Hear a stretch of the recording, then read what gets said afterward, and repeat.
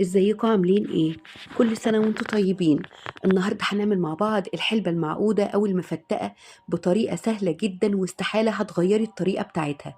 اول حاجة هنبتدي بيها تحضير البولة، وده كده معايا النهاردة هعمل معاكم 3 كيلو من الحلبة المعقودة.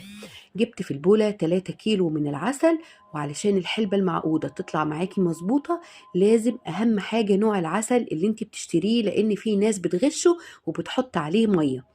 3 كيلو العسل نزلت عليهم ب 250 جرام من الحلبة المرة.